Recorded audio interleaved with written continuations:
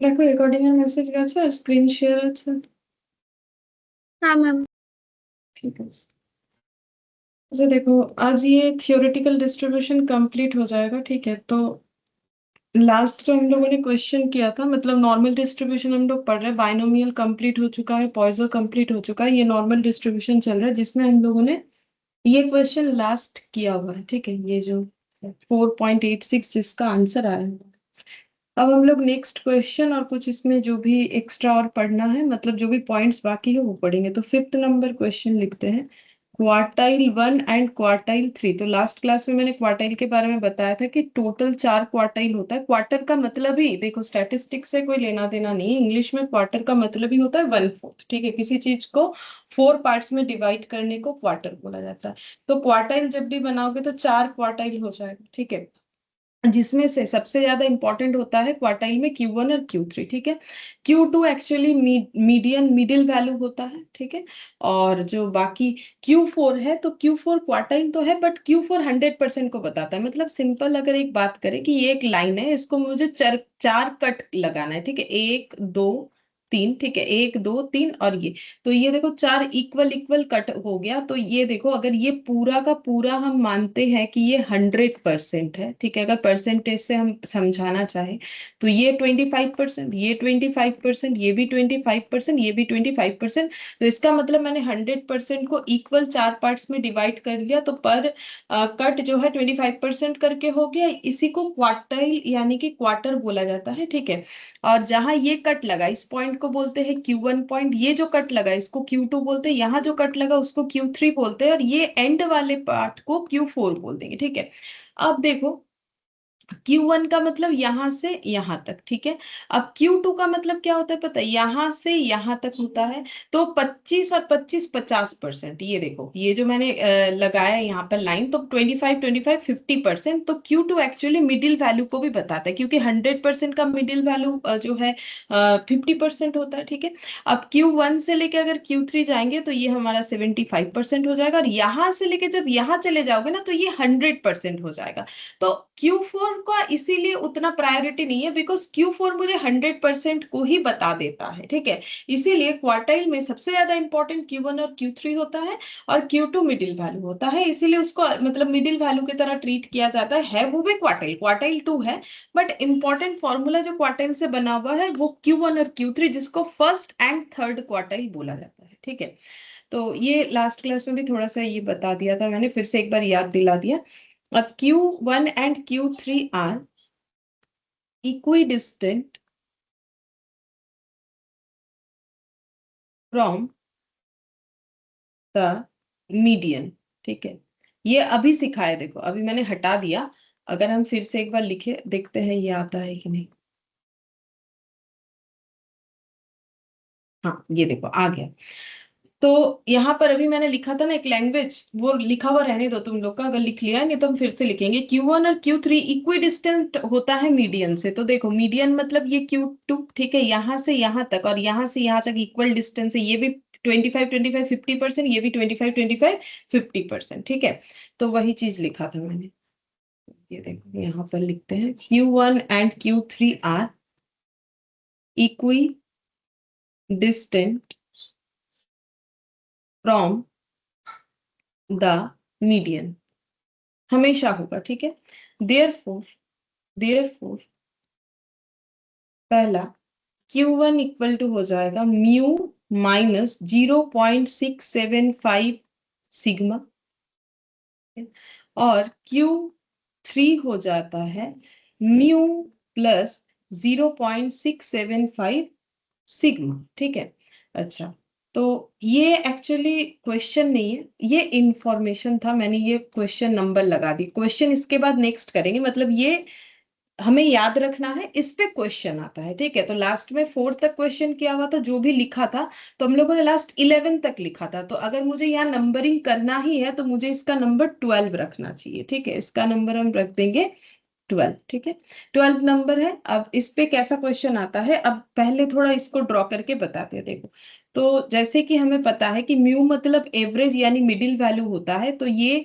Line है, तो इसका मिडिल वैल्यू मान लो ये है, जिसको हम लोग बोलेंगे म्यू, और म्यू का मतलब यहाँ पर मीन एवरेज जो होता है, इसके अलावा भी जो एवरेज को मेजर करने का और भी बहुत सारा टूल्स होता है स्टैटिस्टिक्स में, जैसे कि मीडियन और मोड, ठीक है, ये भी हमें एवरेज बताने में हेल्प करता है। तो जो मेरा मीन होता है वही मोड होता है, वही मीडियन होता है, लेकिन मीन सबसे बेस्ट माना जाता है एवरेज निकालने के लिए, और मीन का मतलब अरिथमेटिक मीन होता है, ठीक है। अब जैसे नंबर सिस्टम में इधर पॉजिटिव होता है, इधर नेगेटिव होता है, यहाँ भी वही, इधर पॉजिटिव इन्फिनिटी तक, इधर नेगेटिव इन्फिनिटी तक, ठीक है। अच्छा, अब अगर हम लोग इसका इस लाइन का 4 पार्ट्स करें, ठीक है, तो एक मेरा Q1 आ जाएगा, एक मेरा Q3 आ जाएगा। तो मान लो ये 4 पार्ट्स का जो है, ये मिडिल वाला मेरा Q2 हो गया, ठीक है। तो Q2, तो इधर मेरा क्या आ जाएगा Q1, और इधर मेरा क्या आ जाएगा Q3, और इसके आगे चले जाएंगे। देखो 4 पार्ट्स का मतलब इक्वल 4 पार्ट। अब देखो ये लाइन का मिडिल है, ठीक है, तो इधर Q1 आ जाएगा, फिर Q2, फिर Q3, और आगे जाओगे तो Q4 आएगा। जबकि मैंने पहले ही समझाया Q4 का उतना रेलिवेंस इसलिए नहीं होता है बिकॉज वो हमें 100% ही बता देता है पूरा का पूरा, ठीक है। अब अगर मुझे Q1 पता करना है, तो Q1 का मतलब क्या हो गया, म्यू, और इधर हो जाएगा -0.675 स्टैंडर्ड डेविएशन। सिग्मा का मतलब स्टैंडर्ड डेविएशन। अब जब इधर जाओगे तो कैसे याद रखोगे, मतलब ये इंफॉर्मेशंस को याद रखना है क्वेश्चन करने के लिए। तो मैंने बोला कि देखो Q3 का वैल्यू ज्यादा होगा, क्यों, क्योंकि Q3 का मतलब Q1 प्लस Q2 फिर Q3 आता है, ठीक है, मतलब ये पूरा ऐड करके आता है। तो 25 25 25, ठीक है, इसीलिए प्लस साइड में आता है। और अगर हम लोग Q1 निकाले तो उसका वैल्यू सबसे कम होता है, तो एवरेज जो मतलब Q2 से तो कम ही होगा, ठीक है। जैसे Q3 का वैल्यू Q2, ये तो एवरेज हो गया ना, एवरेज का मतलब Q2। तो क्वार्टाइल 1 जो है वो Q2 से कम होता है, ठीक है, 25% होता है, Q2 50% होता है, लेकिन Q3 जो है वो 75% होता है, जो कि मेरा Q2 से ज्यादा होता है, तो इसमें प्लस होता है। अब ये 0.675 स्टैंडर्ड डिवीजन, ये हम लोगों ने लास्ट क्लास में पढ़ा था, और मैंने बोला था कि देखो ये सारे वैल्यूज को ना हम लोग को याद रखना पड़ेगा क्वेश्चन सॉल्व करने के लिए। तो कहाँ लिखा था, ये रहा 0.675। तो QD इक्वल टू होता है 0.675 सिग्मा। तो ये 0.675 ऐड होगा लेस होगा, ऐड किसके साथ होगा, जो मतलब मुझे क्या करना है, मिडिल वैल्यू से Q1 और Q3 सोचना है। तो Q1 मिडिल वैल्यू से क्या होगा, Q1 मिडिल वैल्यू से कम होगा तो माइनस हो जाएगा, Q3 मिडिल वैल्यू से ज्यादा होता है तो मिडिल वैल्यू यानी म्यू के साथ वो ऐड हो जाएगा, ठीक है, और 0.675। अब ये भी थोड़ा समझाते देते हैं। देखो ये एक रिलेशन बोला था, याद रखना है। अब क्वार्टाइल डेविएशन, जैसे यहाँ से ये वाला और ये स्टैंडर्ड डेविएशन, ये दोनों का अगर तुम लोग लिंक करोगे, मतलब अगर हम इसको कुछ इस तरीके से लिखे कि 6QD इक्वल टू 4SD, ठीक है, तो हम ये बोल सकते हैं QD इक्वल टू 4/6SD, ठीक है। अब 4/6 एक बार अगर कैलकुलेट करोगे, हम कैलकुलेटर पे दिखाते हैं, मतलब हम कोशिश करें हर एक तरीके से कि कितने अच्छे से तुम लोग इसे याद रख सको। बाकी देखो ये अभी जो बचा हुआ टॉपिक है जो हम लोग आज पढ़ के कंप्लीट करने वाले ना, ये थोड़ा याद करने के ऊपर ही है। 4/6, तो ये देखो 0.666, ठीक है, जिसको किसी हिसाब से राउंड फिगर करके इन्होंने 0.675 कर रखा है, हमें यही लेना है, ठीक है। तो एक्चुअली इस तरीके से ही आया हुआ है 0.6667, तो 667, ठीक है, 667, जिसको इन्होंने 75 जो लिया है वो कैलकुलेशन के लिए एक स्टैंडर्ड वैल्यू डिफाइन किया हुआ है, ठीक है, लेकिन इसी तरीके से है ये। और ये एग्जैक्ट इसीलिए नहीं है क्योंकि कैलकुलेशन के लिए 0.675 लिया गया है, उसका क्या लॉजिक है नहीं है वो मुझे भी उतना नहीं पता है, ठीक है, बट ये इस तरीके से आया हुआ है, तो स्टैंडर्ड डिवीजन यानी सिग्मा, ठीक है। अच्छा, अब अगर तुम लोग और एक चीज भी देखोगे, जैसे मैंने SD के साथ जो है QD का किया, अगर MD का करोगे, ये देखो 4SD यानी स्टैंडर्ड डिवीजन, तो MD इक्वल टू हो जाएगा 4/5SD, ठीक है। तो 4/5 मतलब कितना होता है, 4/5 मतलब होता है 0.8। ये आगे जाके तुम लोग को मिलेगा 0.8 सिग्मा, ठीक है। तो आगे ये देखो 0.8 सिग्मा, आगे जाके क्या मिलेगा, इधर ही है। तो ये अगर याद रह गया ना, तो ये तो खुद ही निकाल लोगे, ये भी निकल जाएगा, बट इसमें एक ही इशू है कि यहाँ पर वो वैल्यू नहीं लिया है जो एग्जैक्ट आ रहा है 0.667, इन्होंने एक अपना एक स्टैंडर्ड ले रखा है 0.675, ठीक है। तो याद रखने का तरीका मतलब इसी से ये दोनों चीज डिराइव हुआ है, ठीक है, बट एक में एक स्टैंडर्ड वैल्यू दिया गया है, इस वजह से तुम लोग को वो चीज याद रखना ही पड़ेगा, ठीक है। अच्छा, अब यहाँ जो लिख रहे थे वहां पर आ जाते हैं फिर से हम लोग। ये देखो ये वाला, ठीक है। तो ये मैंने समझाया कि क्यों ऐसे प्लस और माइनस होगा, ये याद रखना पड़ेगा ना, क्यों रखना पड़ेगा। अब इस पे एक क्वेश्चन देखो तो समझ जाओगे क्यों रखना पड़ेगा। अब क्वेश्चन नंबर हम 5 लिख रहे हैं क्योंकि लास्ट क्वेश्चन नंबर हम लोग का 5th था, ठीक है। तो यहाँ पर लिख रहे हैं what is the first quartile of x having the following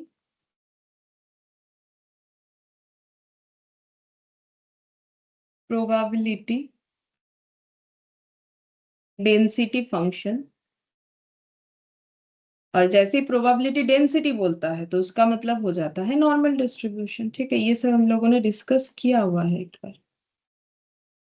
72 pi root over of e to the power minus of x minus 10 का होल स्क्वायर डिवाइडेड बाई 72, ठीक है।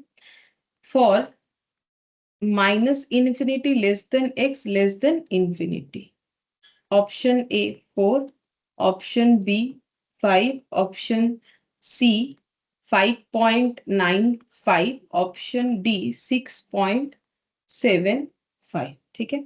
अच्छा, हम लोग को क्या निकालने बोला है, फर्स्ट क्वार्टाइल निकालने बोला है। तो फर्स्ट क्वार्टाइल होता है Q1। अब Q1 का वैल्यू क्या होता है, अभी अभी सिखाया। Q1 का फॉर्मूला देखो, अभी तक हम लोगों ने लास्ट क्लास में जो भी पढ़ा है वहां पर हम लोगों ने Q1 इक्वल टू कुछ नहीं पढ़ा है, ठीक है। कि ऐसा ना हो कि कौन सा फॉर्मूला लगा ऐसा कुछ सोच रहे हो। देख लो, हम पूरा डेटा दिखाते हुए जा रहे हैं। देख लो जो भी हम लोगों ने इंफॉर्मेशन लिखा था, Q1 इक्वल टू क्या होता है ये हम लोगों ने नहीं पढ़ा है कहीं पर भी, आज ही पढ़ा, ठीक है। तो अभी जो सिखाए बोलो Q1 क्या होता है, तो हमें Q2 से Q1 को डिफाइन करना है। Q1 मतलब, अगर ये लाइन याद रखो जो ड्रॉ मैंने सिखाया, तो Q1 होता है, फिर तो Q2 म्यू हो, माइनस 0.675। हाँ माइनस हो जाएगा, ठीक है 0.675, क्योंकि Q1 का वैल्यू मिडिल से कम होता है तो माइनस हो जाएगा 0.675 सिग्मा, यानी स्टैंडर्ड डेविएशन, ठीक है।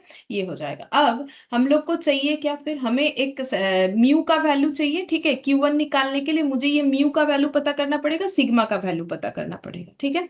अब वो पता कैसे करोगे, वो लास्ट क्लास में सिखाया था, देखो याद है तो।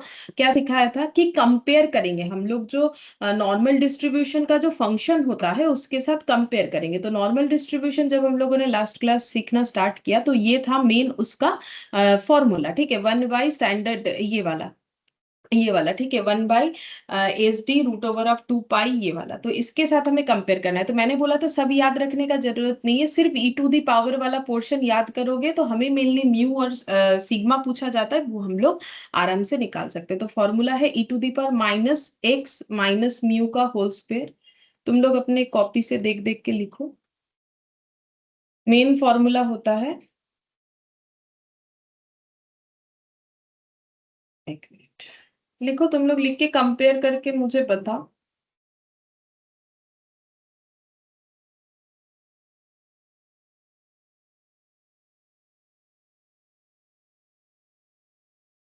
তো মাইনাস মানে 10 হবে ম্যাম। 10 হবে। আর সিগমাটা, মিউটা তো 10 হচ্ছে। देखो फॉर्मूला है e to the power minus x minus mu का, अरे, मैंने ब्रैकेट किधर लगा दिया, minus of x minus mu का whole square divided by 2 sigma square, ठीक है। अब अगर हम लोग इसको कंपेयर करेंगे, e to the power minus x minus 10 का होल स्क्वायर डिवाइडेड बाय 72, ठीक है, डिवाइडेड बाय 72। अच्छा, तो ई टू दी पावर, ठीक है। अच्छा, तो ये x माइनस म्यू, तो फिर म्यू का वैल्यू क्या हो जा रहा है, म्यू का वैल्यू -10 होगा कि 10 होगा, सोच के देखो। क्योंकि मेरा कंपैरिजन तो ऐसे होगा, माइनस, 10 হবে শুধু। हाँ शुद्ध 10 होगा, माइनस एक्स माइनस म्यू का whole square equal to minus of x minus 10 का होल स्क्वायर। तो म्यू हो जाएगा 10, ठीक है। और सिग्मा कितना हो जाएगा, तो 1/2 सिग्मा स्क्वायर इक्वल टू क्या हो जाएगा, 1/72, ठीक है। अब उल्टा कर दो, मतलब 2 सिग्मा स्क्वायर इक्वल टू 72 कर दो, तो सिग्मा स्क्वायर कितना आ जाएगा, 72/2।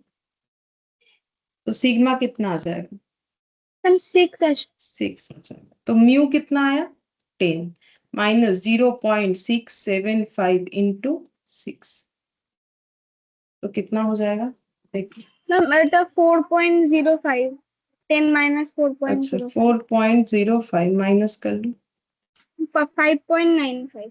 5.95, ठीक है। तो एग्जैक्ट आंसर के साथ ही मैच हो गया, 5.95 आंसर। ठीक है, तो इस तरीके से याद रखना पड़ेगा। तो ये पूरा याद रखने वाला ही पॉइंट मिलेगा अभी हम लोगों को। 6th नंबर क्वेश्चन लिखते हैं। For a normal distribution with mean 150 and SD 45, find Q1 and Q3। 119.35, अच्छा इसमें दो दो आंसर होंगे, एंड 190.65, 119.65, 180.35 एंड 119.65, और एक ऑप्शन डी 123.45 एंड 183.65, ये निकालना है। बोल रहा है for a normal distribution with mean 150, mean मतलब म्यू, तो म्यू का दिया हुआ है वैल्यू 150, एसडी यानी सिग्मा ये दे रखा है 45, हमें Q1 और Q3 निकालना पड़ेगा। ठीक है, तो आज ही सीखा हम लोगों ने Q1 क्या होता है, Q3 क्या होता है। तो एक दोनों में ही म्यू होता है, एक में म्यू प्लस एक में म्यू माइनस, तो Q3 का वैल्यू एवरेज से ज्यादा यानी इससे ज्यादा होगा, तो इसमें प्लस होगा इसमें माइनस होगा। ठीक है, इस तरीके से लिखते लिखते खुद दिमाग में सेट कर लो। 0.675 सिग्मा सिग्मा, ठीक है। तो निकालो 150 माइनस 0.675 इंटू 45,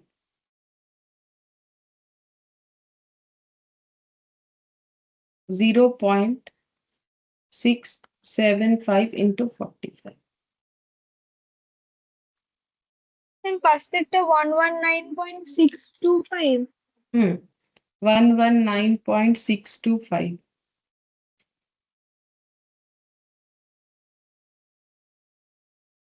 এটা ম্যাম 180.375। 375, तो कौन सा आंसर होगा? Ma'am B.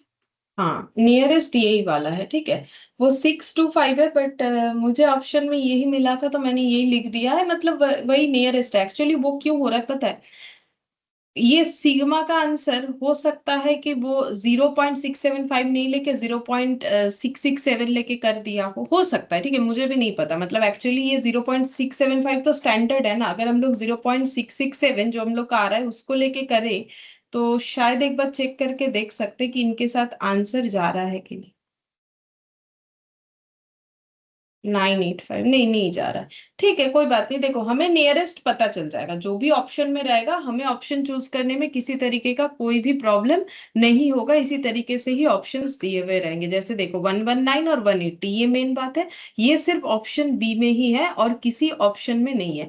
हाँ, इधर भी है 180 और 119, लेकिन हमें तो Q1 और Q3 बोला है ना, तो फिर Q3 का वैल्यू, ये वाला हम लोग का Q1 हम लोग का क्या होगा, Q1 हम लोग का हमेशा Q3 से कम होगा। ठीक है, तो ये 180 जो दिया हुआ है ये बिगर वैल्यू हो गया, ये स्मॉलर। देखो ये भी तो हो सकता है ना, किसी को लगे भाई ऑप्शन सी क्यों नहीं होगा, सेम वैल्यू है सिर्फ इधर उधर दिया हुआ, क्यों नहीं होगा बोलो तो, क्योंकि Q1 का वैल्यू जो है वो लेस देन Q3 होता है। तो मुझे अगर Q1 एंड Q3 पूछा है तो ये पहला आंसर Q1 और ये Q3। ठीक है, तो इसमें भी Q1 और Q3, तो अगर देखा जाए तो Q3 का वैल्यू ज्यादा होगा, बट ये 119 है इसीलिए ऑप्शन बी हो। वो तो ये समझ में आया, क्योंकि वो भी देखने वाला पॉइंट है कि हम लोग का ऑप्शन सी भी लेकिन सेम डेटा के साथ ऑप्शन दिया हो। हाँ मैम मुझे। ठीक है, अच्छा अब नेक्स्ट हम लोग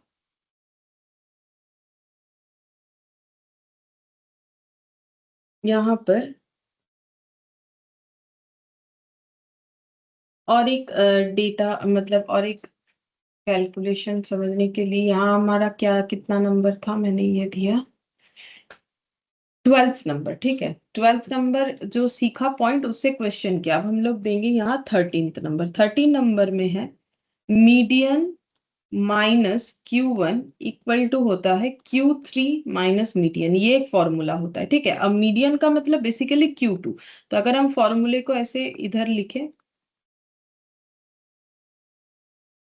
Q1 प्लस Q3, तो 2 median equal Q1 plus Q3, तो median equal Q1 plus Q3 divided by, ये फॉर्मूला भी समझा देते हैं ऐसा क्यों हो रहा है, ठीक है। तो देखो ये सब तो क्वार्टाइल का बात हो गया। तो फिर से वही एक लाइन पे अगर हम लोग 4 कट लगाए, तो पहला कट का नाम है Q1, सेकेंड वाले कट का नाम होता है Q2, थर्ड वाले कट का नाम होता है Q3, ठीक है। और ऐसे 4 पार्ट्स में डिवाइड हो जाता है जो कि इक्वल होना चाहिए, ठीक है। अब मेरे ड्रॉ में थोड़ा बहुत इधर उधर इक्वल वाला पॉइंट इधर उधर हो सकता है कि कम ज्यादा हो गया, मतलब ये डिस्टेंस। तो ये मेरा मीडियन हो गया।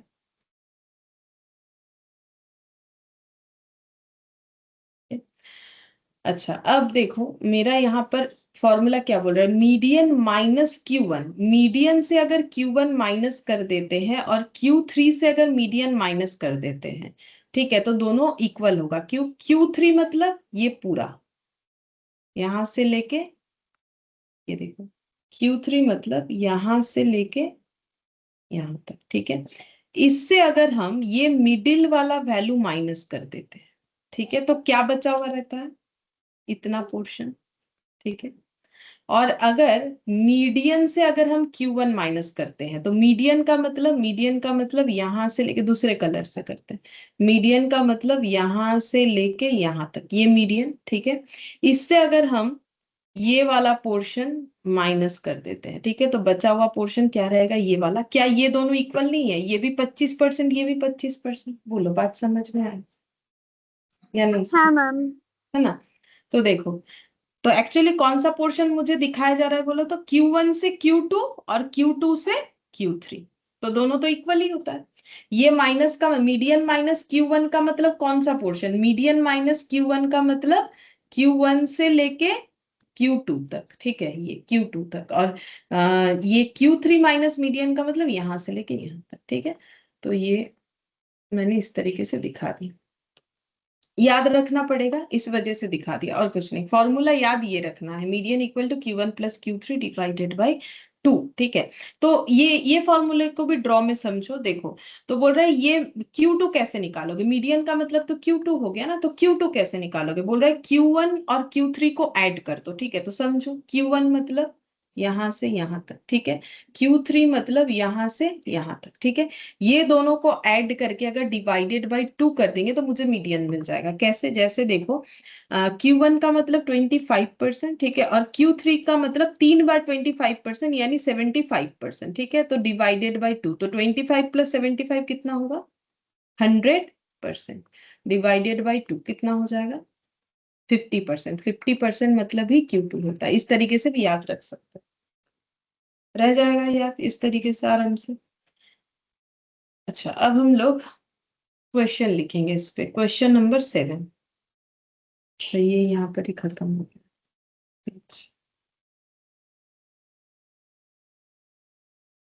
If for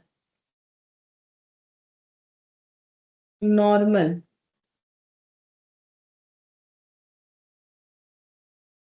distribution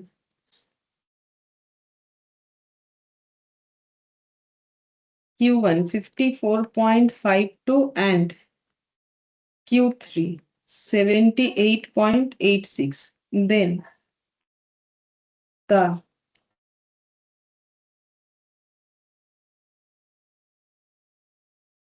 median of the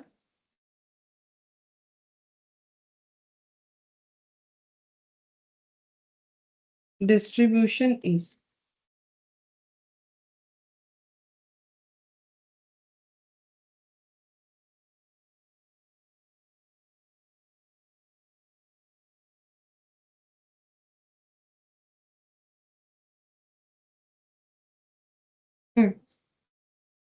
बोलो। 66.69। मतलब ऑप्शन सी। सी। तो Q1 बता दिया, Q3 बता दिया, मीडियन निकालना है। तो Q2 कैसे होता है अभी सिखा है। Q1 प्लस Q3 करोगे तो 100% आ जाएगा, डिवाइडेड बाई 2 करोगे तो फिर 54.52 प्लस 78.86 डिवाइडेड बाई 2, तो टोटल कितना आ जा रहा है 66.69 कैलकुलेशन करने से। ठीक है, तो ऑप्शन हम लोग का सी हो। ठीक है, अच्छा फिर next question.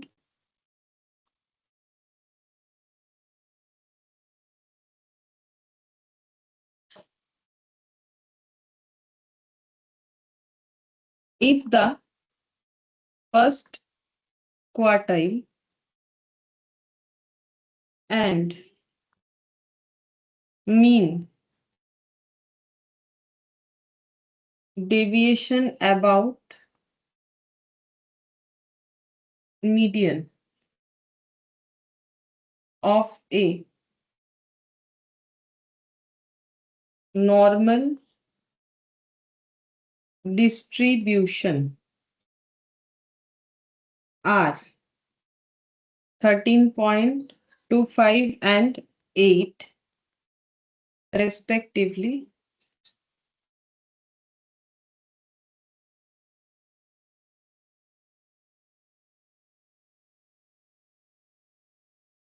then the mode of the distribution is option A 20, option B 10, option C 15, option D 12।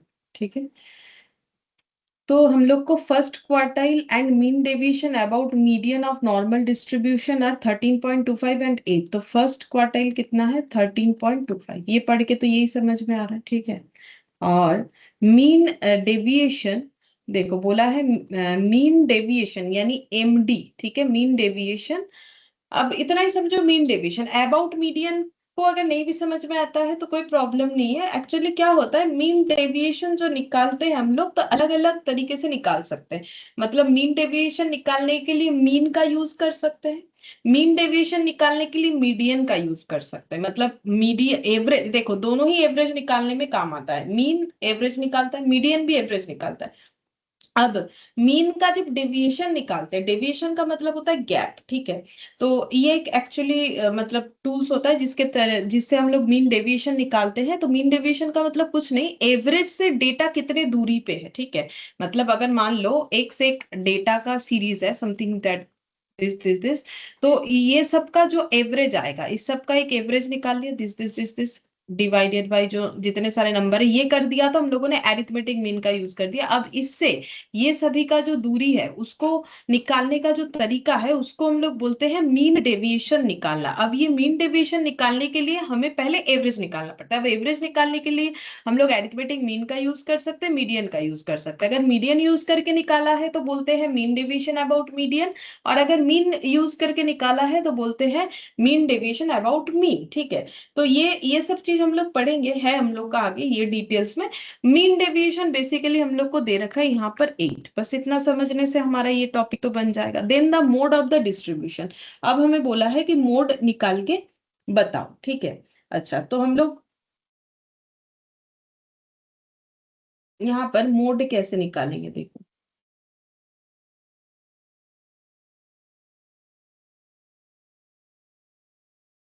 Mode का यहाँ हम लोगों ने लास्ट क्लास शायद लिखा है कुछ मोड, यहाँ तो नहीं है, यूनी मॉडल। ठीक है, ये देखो इसका मोड का आंसर एक ही होता है। ठीक है, ये देखो यहाँ पर पड़ा है, since normal distribution is symmetrical about mean तो इसीलिए मीन, मीडियन और मोड सभी का आंसर सेम होगा। तो मोड के लिए अलग कोई फॉर्मूले का जरूरत नहीं है। अगर हम लोग मीन या मीडियन मतलब म्यू या Q2 निकाल लेते हैं तो उसका जो वैल्यू होगा मोड का वैल्यू भी हम लोग का वही होगा। अलग से कुछ निकालने का जरूरत नहीं है, फॉर्मूले का जरूरत नहीं है। ठीक है, तो मुझे Q1 दिया हुआ है, MD दिया हुआ है। ठीक है, मुझे निकालना है मोड, मोड निकालने बोला है। अब मोड का मुझे कोई अलग से फॉर्मूला पता नहीं होता है, तो मोड निकालने का मतलब अगर हम म्यू निकाल लेते हैं तो भी मोड निकल जाएगा। अगर हम मीडियन निकाल लेते हैं जो भी डेटा है, अगर हम ये निकाल ले या फिर ये निकाल ले तो मेरा इससे भी ये आंसर और ये आंसर सेम है। अब देखना है कि जो क्वेश्चन में इंफॉर्मेशन प्रोवाइड है उससे क्या निकलेगा, म्यू यानी कि मीन या फिर मीडियन निकलेगा, क्योंकि मोड का हमारा यहाँ कोई अलग से फॉर्मूला नहीं होता है। ठीक है, तो मेरे पास Q1 पड़ा हुआ है, MD पड़ा हुआ है। ठीक है, तो हम क्या क्या करें कि मुझे या तो मीडियन मिल जाए या फिर मुझे मीन मिल जाए। ठीक है, तो कैसे निकाल सकते हैं, सोचना पड़ेगा। सोचो कैसे निकाल सकते हैं। अगर हम लोग मीडियन निकालने जाए, सोचो जैसे कि ये अभी अभी थोड़ी देर पहले हम लोगों ने Q2 क्या सीखा, Q3 plus Q1 divided by 2 करने से हो जाएगा। जिसमें से Q1 तो मेरे पास अवेलेबल है, जो अवेलेबल नहीं है वो है Q3। ठीक है, Q3 मेरे पास अवेलेबल মিউ नहीं প্লাস মানে ওটা করলে হয়ে যেতে है। পারে চেষ্টা। म्यू प्लस, लेकिन म्यू भी तो नहीं है ना हमारे पास, तो म्यू निकालना पड़ेगा। मतलब कुछ तो सोचना पड़ेगा कि क्या करें जो आंसर आ जाए, कुछ तो करना पड़ेगा। ওটা ঠিক বলছো, মিউ ওই যে প্লাস মাইনাস যেটা আজকে স্টার্টিং এ শেখালাম, কিন্তু মিউও তো নেই আমাদের এখানে, তাহলে কিভাবে করা যেতে পারে? নর্মাল ডিস্ট্রিবিউশনের যে ইয়েটা আছে ওটাতে কি কিছু। ऐसे कर सकते हैं, देखो अगर हम लोग ये जो रिलेशन था ना 4SD equal to 5MD equal to 6QD, ठीक है। अब QD में क्या होता है याद है, लास्ट क्लास सिखाया था, क्वार्टाइल डेविएशन का मतलब Q3 minus Q1 divided by 2 होता है।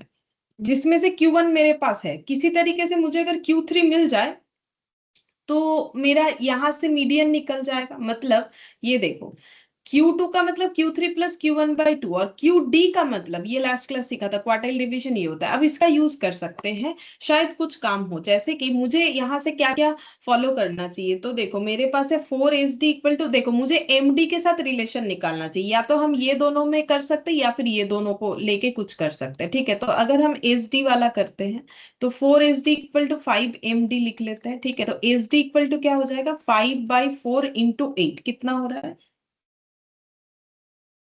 10। ठीक है, ये 10 हो रहा है। अब ऐसा बोल सकते हैं नेक्स्ट की 4SD इक्वल टू 6QD होता है। ठीक है, तो SD तो मेरा 10 आ गया, तो 6QD, तो QD कितना हो जाएगा, 40/6, कितना हो जाएगा, 6.666 এরকম আসছে। 6.666। लेकिन इसका स्टैंडर्ड वैल्यू तो हमें पता है, 6 पॉइंट, मतलब हम ये बोल रहे हैं कि ये 4SD में, अच्छा चलो ये ही रहने दो, 6.666 रहने दो, जो भी आया है। ठीक है, तो QD आ गया। अब यहाँ पर हम लिख सकते हैं 6.67, ये QD। Q3 मुझे नहीं पता बट निकल जाएगा, Q1 तो मुझे पता है। ठीक है, तो Q3 माइनस 13.25 इक्वल टू, ये 6.666 पूरा कैलकुलेटर में लेते हुए इंटू 2 कर लो।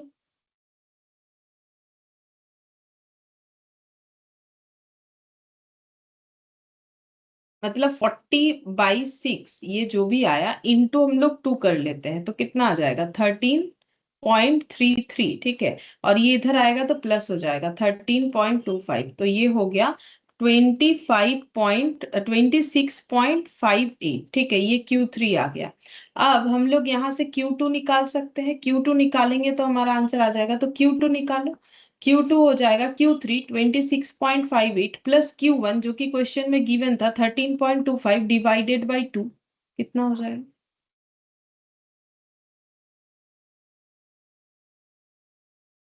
19.916, 19.91666 ऐसे जा रहा है। तो कौन से ऑप्शन के साथ जाएगा, 19.91666? 20। 20। ठीक है, ये थोड़ा सा अलग था क्वेश्चन, देख सकते हो, अच्छा क्वेश्चन है ये वाला। ठीक है, स्टार लगा सकते हो, क्योंकि थोड़ा सा घुमा फिरा के हमें इसमें सोचना पड़ेगा, ठीक है। डायरेक्टली निकलना बहुत मुश्किल था। तो Q1 और MD दे दिया था, उसके हिसाब से हम लोगों ने निकाल लिया। अच्छा, अब और एक चीज देख सकते हो, जैसे यहाँ जब हम लोगों ने फॉर्मूला लिखा है, ये देखो, ये मैंने तो 4SD ये वाला फॉर्मूला यूज करके किया। अगर हम लोग QD इक्वल टू 0.675 SD करते हैं, QD इक्वल टू मतलब जो स्टैंडर्ड वाला वैल्यू है, QD इक्वल टू 0.675 MD करते हैं, मतलब ये वाला QD इक्वल टू 0.675 SD है शायद। हाँ, SD करते हैं मतलब सिग्मा, तो देखो शायद एग्जैक्ट आंसर आ जाएगा। इसमें भी आ रहा है, पता चल रहा है 19.9 मतलब 20 होगा फिर भी। तो QD कितना हो जाएगा, SD 10 आया देखो, तो फिर QD कितना हो जाएगा 0.675 × 10, क्योंकि अगर हम लोग डिवाइड करके करते हैं, आज स्टार्टिंग में ही बताया ना, तो 0.666 आता है। बट अगर स्टैंडर्ड वैल्यू को लेके करते हैं, जस्ट उसके नीचे वाला लिखा हुआ फॉर्मूले को लेते हैं जो उसी से डिराइव हो रखा है, तो ये वैल्यू फिर कितना आ जाएगा QD का, 0.675 × 10 करने से 6.75 आएगा शायद, है ना। हाँ मैम। तो फिर QD कितना हो जाएगा, QD हो जाएगा 6 से मतलब Q3 minus Q1 divided by 2, ये लिख के करते हैं। तो 6.75, Q3 नहीं पता, Q1 पता है 13.25 डिवाइडेड बाई 2। तो अब कैलकुलेट करो, Q3 minus 13.25 equal to 6.75 into 2,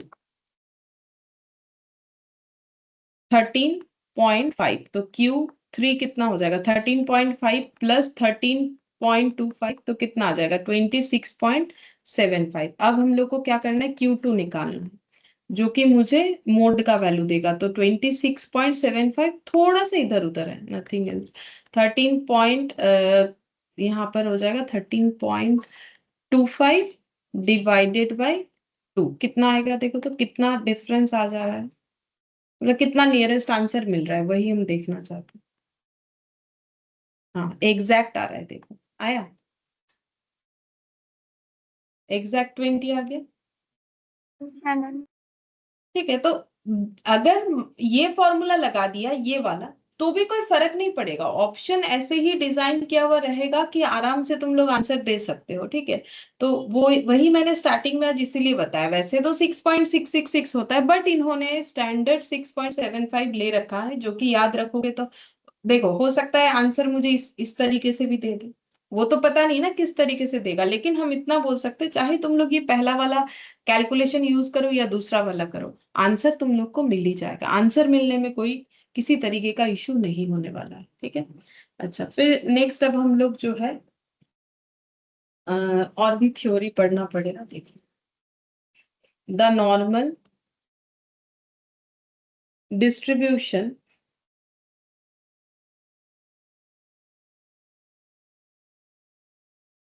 is symmetric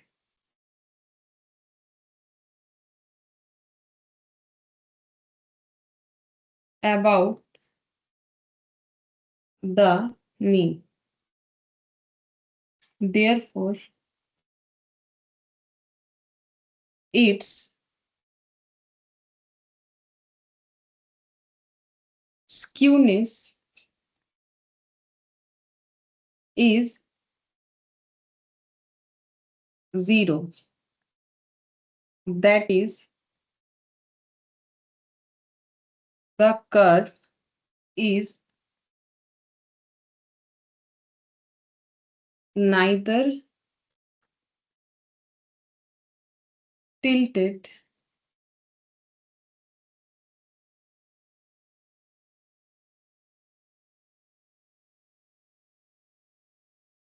to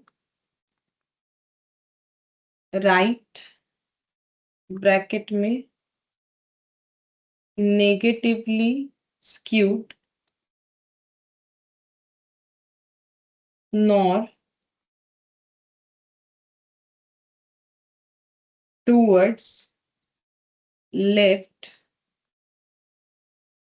positively skewed, ठीक है। तो बोल रहा है नॉर्मल डिस्ट्रीब्यूशन सिमेट्रिक होता है, ये हम लोगों ने लास्ट क्लास ही पढ़ा था। सिमेट्रिक का मतलब क्या होता है, देखो हम तुम लोग को यहाँ पर दिखाते हैं, ये चीज होता है सिमेट्रिक। मैंने लास्ट क्लास जो है अब नॉर्मल ऐसे ही फ्री हैंड जो ड्रॉ होता है वो कर रखा है, ठीक है। सिमेट्रिक का मतलब दोनों साइड जो है बराबर होगा। जैसे अगर ये जो भी पॉइंट वगैरह है ना, अभी ये ही हमें पढ़ना पड़ेगा और कुछ नहीं।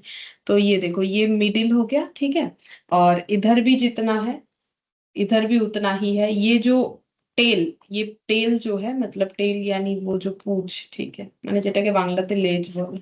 तो ये जो है, ये दोनों साइड बराबर है, ठीक है। ना तो किसी साइड में कम इसका टेल है, ना तो किसी साइड में ज्यादा इसका टेल है, एकदम एग्जैक्ट दोनों साइड बराबर होता है, तो उसे सिमेट्रिक बोलते हैं। जैसे कोई पत्ता देखे हो, মানে পাতার কথা বলছি, ছোটবেলায় পড়োনি পাতা হ্যাঁ ম্যাম। জীবনে, হ্যাঁ কি বলে ওগুলোকে, কি ভুলে গেছি, কি বলে বলো তো। বলে না যে দুদিকটা একই রকম, এরকম ভাবে যে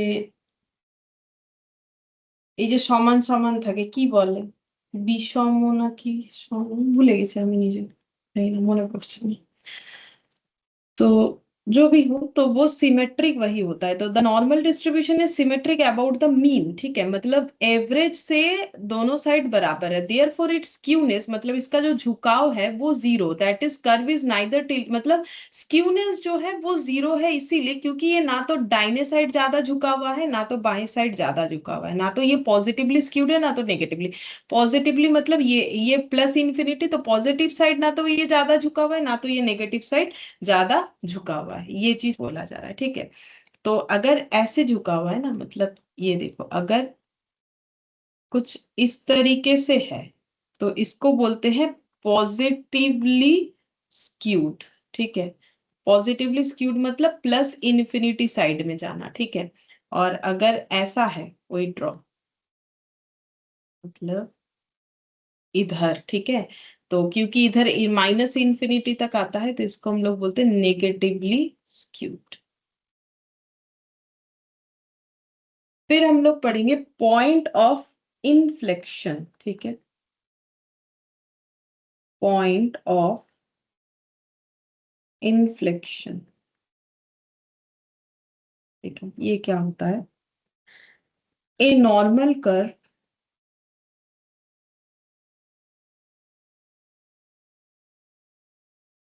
has two inflection point, that is the point where the curve changes its slope from convex and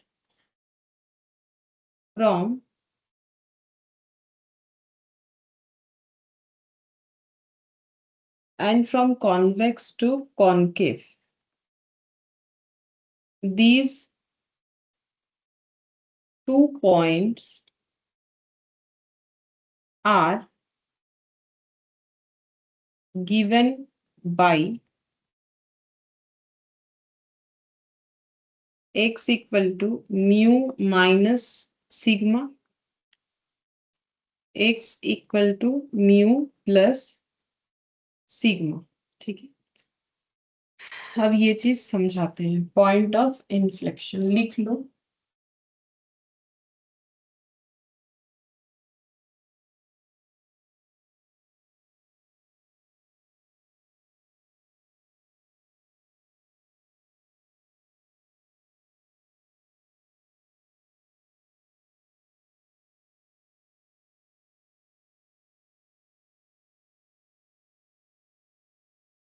देखो,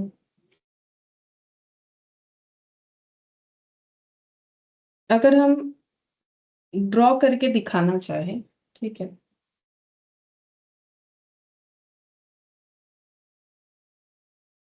जैसे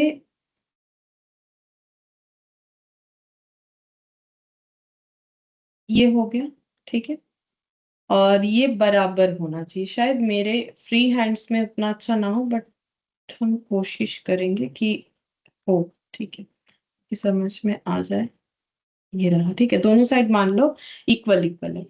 तो इन्फ्लेक्शन पॉइंट कहाँ है, बोल रहा है normal curve has two inflection point, दो इन्फ्लेक्शन पॉइंट होगा इस कर्व का, ठीक है। दैट इज द पॉइंट, ये कौन सा पॉइंट है, where the curve changes its slope from convex and from convex to concave, ठीक है, जहां पर ये अपना जो है स्लोप को चेंज करता है। जैसे कि मान लो ये अपवर्ड हो रहा है, ये हम लोग पॉइंट जोड़ जोड़ के जब लिख रहे हैं तो ये आगे बढ़ रहा है, अपवर्ड हो रहा है, ठीक है। अब यहाँ पर देखो, ये सिस्टम एक जैसा था, फिर अचानक से ये ऊपर की तरफ गया, ठीक है, मतलब अचानक यानी पॉइंट जोड़ के, तो जिस पॉइंट पे ये ऊपर जा रहा है ना, ये जो पॉइंट जहां पर ये ऊपर जा रहा है, ये अपना जो मतलब देखने में जैसा ये कर्व है, ये अपना शेप चेंज कर रहा है बेसिकली, ठीक है। तो ये एक इन्फ्लेक्शन पॉइंट है, ये इन्फ्लेक्शन पॉइंट, ठीक है। और सिमिलर तरीके से इधर, ठीक है, इधर ये वाला भी हम लोग का हो जाता है इन्फ्लेक्शन पॉइंट, इन्फ्लेक्शन पॉइंट होता है, ठीक है। और ये जो है इसको +1 सिग्मा और इधर वाला जो है -1 सिग्मा बोला जाता है, ठीक है। ये थोड़ा थोड़ा याद रखोगे तो चलेगा। फिर ये हो जाता है यहाँ पर अपवर्ड, फिर ये धीरे धीरे ये नीचे की तरफ जा रहा है ना, तो इसको हम लोग बोलेंगे डाउनवर्ड। तो ये चेंज हुआ ना, मतलब देखो ये ऊपर की तरफ जा रहा था, लेकिन जैसे ही ज्यादा ऊपर चला गया अब ये नीचे की तरफ आएगा। तो यहां से ये अपना शेप चेंज करने लगा, तो जहां से शेप चेंज करने लगेगा उसको हम लोग बोलते हैं इन्फ्लेक्शन पॉइंट। फिर ये डाउनवर्ड ही चला, ठीक है, ये डाउनवर्ड की तरफ जा रहा था, ठीक है, फिर ये डाउनवर्ड होते होते होते होते यहाँ पर आ जाएगा, या फिर इसको भी हम लोग ऐसे ही बोलेंगे, सेम तरीके से, दोनों साइड सेम तरीके से होगा, अपवर्ड, फिर ये इस तरीके से, ठीक है। तो ये हो गया हम लोग का इन्फ्लेक्शन पॉइंट, ठीक है। तो इन्फ्लेक्शन पॉइंट ये हो जाता है जहां पर कर्व अपना शेप जो है वो चेंज करता है, उस पॉइंट को हम लोग बोलते हैं इन्फ्लेक्शन पॉइंट, ठीक है। अब ये पॉइंट को ऐसे करके अगर हम लोग यहाँ तक लाए और इस पॉइंट को ऐसे करके यहाँ तक जाए, ठीक है, मतलब जिस पॉइंट पे ये अपने आप को चेंज किया, तो वो अगर पॉइंट एक्स है, ठीक है, एक्स से इन्फ्लेक्शन पॉइंट, एक्स से इन्फ्लेक्शन पॉइंट, और मिडिल वाला हमेशा होता है म्यू या एवरेज, ठीक है, तो म्यू, ठीक है। तो यही मेरा म्यू यानी मीन है, यही मेरा मोड है, यही मेरा मीडियन है, ठीक है। और म्यू का मतलब तो मीन हो ही गया।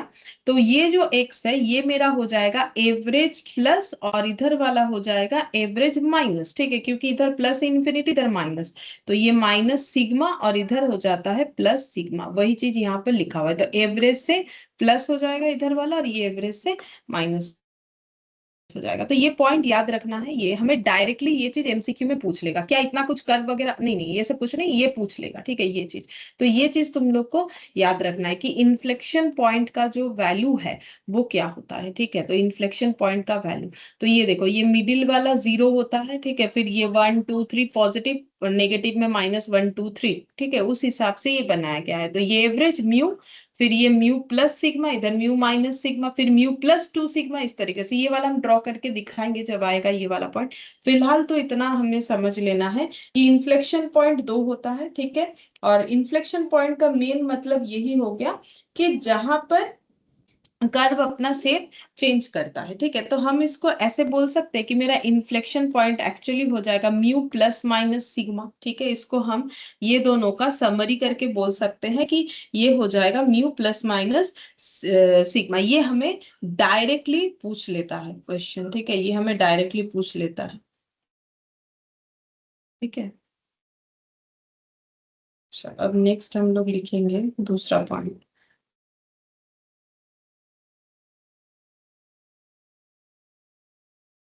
अच्छा, दूसरा पॉइंट क्या लिखना है,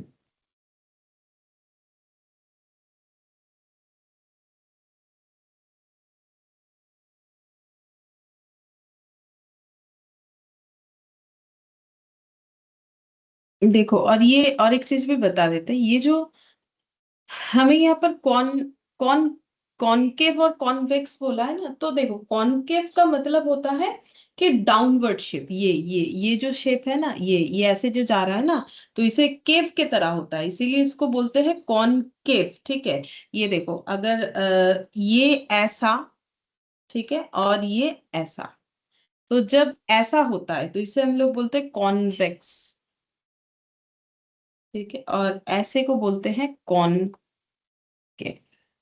ठीक है, तो यहाँ पर वो भी पॉइंट तुम लोग मैच कर सकते हो, where the curve changes its slope. Slope का मतलब इसका ढाल। ठीक है, মানে এটা যেটাকে বলে এইভাবে যে ঢালু হয়ে যাচ্ছে, ঠিক আছে, স্লোप। ठीक है, फ्रॉम कॉन्वेक्स, ये देखो कॉन्वेक्स, अब ये कॉनकेव की तरफ आ रहा है। ठीक है, चलो तो ये याद रह जाएगा। ठीक है, थोड़ा कोशिश करोगे तो याद हो ही जाएगा।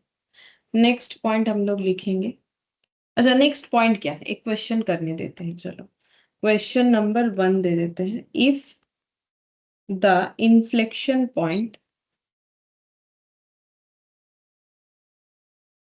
Of a normal distribution are 6 and 14, find its standard deviation। Option A 4, option B 6, option C 10, option D 12। ठीक है, inflection point of a normal distribution 6 and 14। ठीक है, तो इन्फ्लेक्शन पॉइंट क्या है, x equal to mu plus minus sigma. ठीक है, तो एक वैल्यू 6 है, एक वैल्यू 14 है। ठीक है, तो फिर मुझे एक चीज बोलो कि तो इसका मतलब म्यू प्लस सिग्मा का एक वैल्यू होगा, म्यू माइनस सिग्मा का एक वैल्यू होगा, तो कौन सा 6 होना चाहिए, कौन सा 14 होना चाहिए? -6 হবে हाँ, আর जो कम প্লাসটা है वो, 14। हाँ ये 14 होगा। मुझे बोला है एस डी निकालो, मतलब मुझे सिग्मा निकालना पड़ेगा, तो ये दोनों को इक्वेशन मान लो और इसको सॉल्व करो, जो भी मेथड से करना चाहो कर सकते हो। तो हम एलिमिनेशन मेथड से कर देते हैं, तो ये हो गया। यहाँ पर हम ये इक्वेशन को माइनस कर देते हैं, क्योंकि मुझे सिग्मा चाहिए ना, म्यू तो नहीं चाहिए, तो इसीलिए हम चाहते हैं ये कट जाए ये रह जाए, तो ये माइनस माइनस प्लस, तो 2 सिग्मा इक्वल टू ये कितना हो जाएगा, 8 शायद। ठीक है, तो फिर सिग्मा कितना हो जाएगा, 8/2 यानी कि 4। ठीक है, तो फिर आंसर क्या हो गया, स्टैंडर्ड डेविएशन का आंसर 4, यानी ऑप्शन ए। ए। ठीक है, अब ऐसा क्वेश्चन हम लोग को सेट बी का क्वेश्चन नंबर 20 करना चाहिए। सेट बी का क्वेश्चन नंबर 20।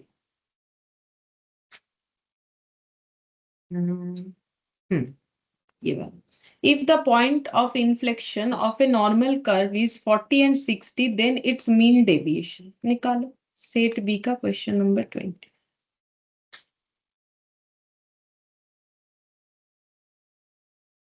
बोला है कि इन्फ्लेक्शन पॉइंट्स जो है नॉर्मल कर्व, मतलब नॉर्मल डिस्ट्रीब्यूशन का 40 और 60 है, मतलब म्यू प्लस सिग्मा एक वैल्यू होगा, म्यू माइनस सिग्मा एक वैल्यू होगा। अगेन प्लस वाला वैल्यू ज्यादा होगा तो 60 का, और माइनस वाला वैल्यू कम होगा यानी कि 40। ठीक है, अब हम लोग को निकालने क्या बोला है, इस पर बोला है मीन डेविएशन निकालो। ठीक है, तो यहाँ से एस डी निकल जाएगा, यानी मुझे एस डी और एम डी के अंदर रिलेशन पता होगा तो हम लोग कर सकते हैं। तो हम लोग को पता है 4 एस डी इक्वल टू क्या होता है, 5 एम डी होता है। ठीक है, तो मुझे तो मीन डेविएशन निकालने बोला है ना, तो मैंने ये वाला फॉर्मूला लिखा, या फिर हम लोग ऐसा बोल सकते हैं कि एम डी इक्वल टू, और एक रिलेशन पढ़ रखा है ना, एम डी इक्वल टू क्या होता है, 5/4 कर दो, 5/4 कर दो ना, पता चल जाएगा।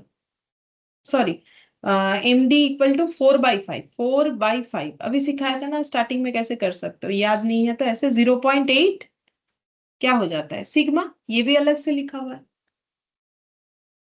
बोलो समझ में आया हम जो बोलना चाह रहे हैं, या तो पता चलेगा लो। हम्म, या तो ये लिख लो या तो फिर ये लिख लो। হ্যাঁ ম্যাম ठीक है, বুঝেছি। हम्म, ম্যাম तो अब 8 ये হবে এটা? 8 দেখছি, 8 মানে কি, মানে পুরো आंसरটাই বলছো, মিন হ্যাঁ ডেভিয়েशन है। ম্যাম। হ্যাঁ। 8 হবে।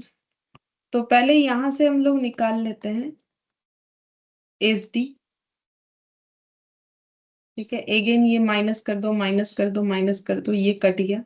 ये हो गया 2 सिग्मा, ये हो गया 20, सिग्मा हो जाएगा 10। ठीक है, अच्छा अब मुझे निकालना है एमडी। तो एमडी इक्वल टू 0.8 इंटू 10 करने से कितना आ जाएगा 8, या फिर ये निकाल सकते हो, इसमें देखो इसमें कोई फर्क नहीं होगा है ना। देखो ये वाला फॉर्मूला लगाओ, ये वाला लगाओ, इसमें कोई फर्क नहीं होगा, क्योंकि इसमें 5/4 करने से जितना आता है, सॉरी 4/5 करने से जितना आता है एग्जैक्ट वही लिया हुआ है। एएसडी और जो है क्यूडी में फर्क होता है, क्योंकि नॉर्मली आता है 0.667, लेकिन इनका एक स्टैंडर्ड लिया हुआ है 0.675। तो उस केस में आंसर दो अलग अलग आ सकता है, बट इस केस में चाहे कोई भी फॉर्मूला, आंसर सेम आएगा, बिकॉज यहाँ पर 0.8 ही आता है और 0.8 लेके ही क्वेश्चन किया हुआ है, मतलब फॉर्मूला बना हुआ है। बोलो, समझा पाए हम जो बोलना चाह रहे थे, समझ में आया? है मैम। तो फिर इसका आंसर कितना हो जाएगा, ऑप्शन पता चलेगा litre. Option D ma'am. Option D, 60 की হলো ও 60। না তো ম্যাম, এটা না। এইটা সেট বির কোয়েশ্চেন নাম্বার 20 তো করছি আমরা। ओ अच्छा है, मोने पड़ेছে। अच्छा, इसका आंसर ना गलत दिया हुआ है। ठीक है, तुम लोग देखो तो अपने मैट में क्या इसमें सुधार आया है, या फिर यही ऑप्शन है,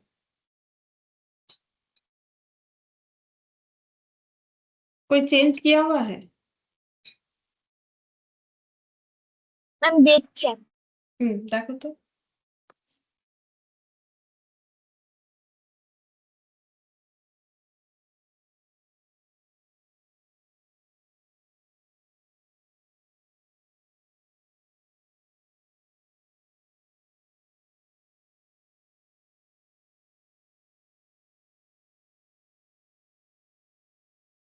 না ম্যাম, সেমই আছে। सेम ही है। ठीक है, बट ये गलत है। हम लोग का जो आंसर है वो सही है, ठीक है, वो 8 ही होगा। तो वो लिख लो अपने कॉपी में कि यहाँ गलत दिया हुआ है सारे ऑप्शंस। ठीक है, वो गलत दिया हुआ है, एक्चुअली मीन डेविएशन का आंसर हम लोग का 8 ही आएगा।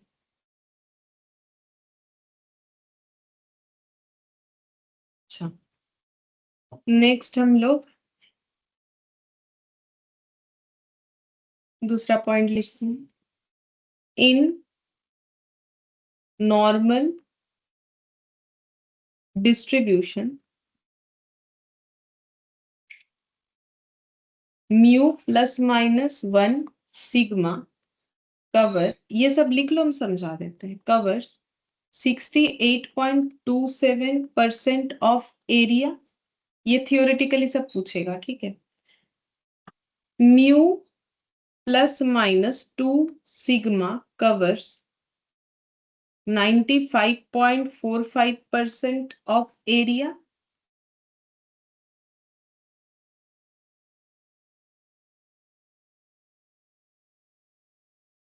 Of area and mu plus minus 3 sigma covers 99.73% of area. ठीक है, ये जो भी लिखा है ये याद रखने से एमसीक्यू अगर आए तो कर सकते हो। ठीक है, और कुछ नहीं। नहीं याद रहा तो नहीं कर पाएंगे, बस यही है, क्योंकि याद रखने के ऊपर ही है। ठीक है, अच्छा अब कोशिश करते हैं कि याद रह जाए, तो हम थोड़ा ड्रॉ व्रॉ करके समझाते हैं। बार बार चीजों को देखने से याद हो जाएगा। जैसे ये वाला ड्रॉ होने चाहिए, तो हम अपने हिसाब से करके दिखाते हैं। यहाँ तो घुमा फिरा के लिखा हुआ है, मतलब टेढ़ा करके लिखा हुआ है ये।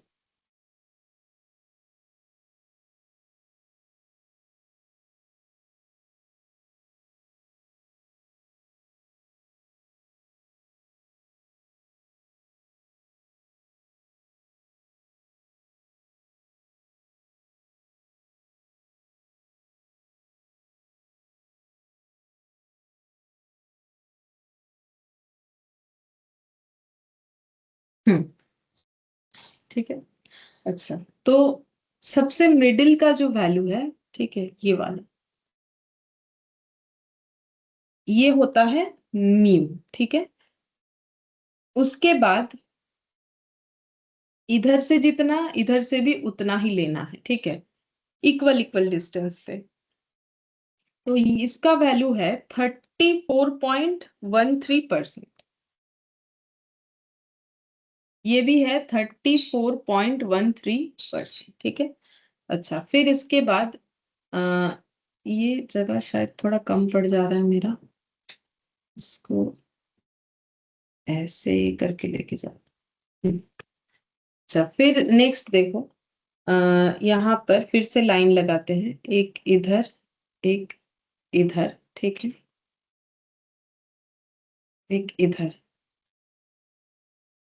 13.59 दोनों साइड, 13.59%, 13.59%, ठीक है। उसके बाद 2.14, 2.14 दोनों साइड, 2.14%, 2.14%। लाइन लगा देते हैं इधर इधर, ठीक है।